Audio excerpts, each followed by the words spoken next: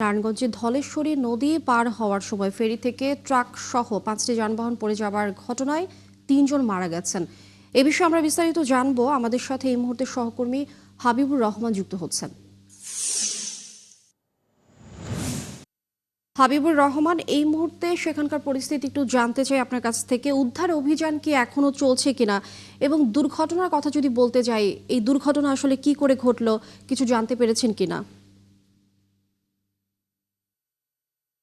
লিনিয়া, গতকাল রাতে আমরা সংবাদ পাই যে আসলে বক্তবলির নারায়ণগঞ্জ সদর উপজেলার আওতায় বক্তবলির ধলেশ্বরী নদী পার হওয়ার সময় মাঝ পথে ফেরি চলাকালীন অবস্থায় এখানে যে ট্রাক বহন করছিল সে ট্রাকটি স্টার্ট হয়ে যায়। দুর্ঘটনাবশত ড্রাইভার সে স্টার্ট করে এবং স্টার্ট করার পরে ট্রাকটিতে চলা শুরু করলে সামনে যে মোটরসাইকেল, সিএনজি এবং অটো ছিল সেগুলো নদীতে পড়ে যায় এবং ট্রাকটি সহ নদীতে পড়ে যায়। তো এখন পর্যন্ত গতকাল থেকে উদ্ধার অভিযান চলছিল। গতকালকে কোস্টগার্ড, জেলা প্রশাসন থেকে শুরু করে ফায়ার সার্ভিস উদ্ধার অভিযান পরিচালনা করে এবং তখন তিনজনকে উদ্ধার করে, তিনজনের নিহত উদ্ধার করে। তো আমরা এখন এই এই সময়ে আমরা এসে এখান থেকে প্রত্যক্ষদর্শীরা আমাদেরকে জানালো যে ট্রাকের ড্রাইভার ছিলেন এবং সেখানে যারা ছিলেন তাদেরকে আসলে উদ্ধার করা যায়নি।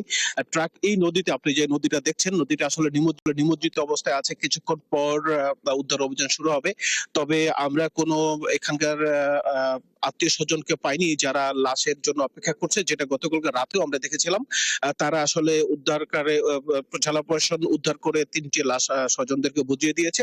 তো কিছুক্ষণ পর উদ্ধার অভিযান আবার শুরু হবে এই নদীতে। এখান থেকে আপনার যে নিমজ্জিত যে ট্রাক এবং মোটরসাইকেল, সিএনজি, অটো রিক্সা যেগুলো আছে এগুলো উদ্ধার অভিযান পরিচালনা করবে।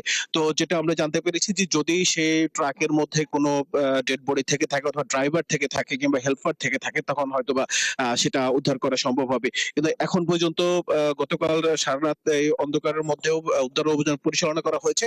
তো এখন পর্যন্ত উদ্ধার অভিযান স্থগিত রেখেছে। কিছুক্ষণ পর হয়তো আবার শুরু হবে।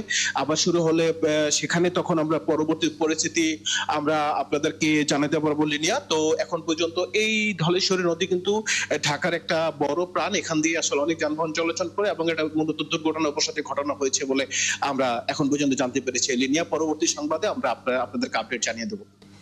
নিশ্চয়ই হাবিবুর রহমান, পরবর্তী পরিস্থিতি জানবো আপনার মাধ্যমেই। পরবর্তী সংবাদ সংযোগে ধন্যবাদ আপনাকে, যুক্ত থাকবেন আমাদের সঙ্গে। দর্শক, ফেরি দুর্ঘটনার সবশেষ অবস্থা আমরা জানছিলাম সহকর্মী হাবিবুর রহমানের কাছ থেকে।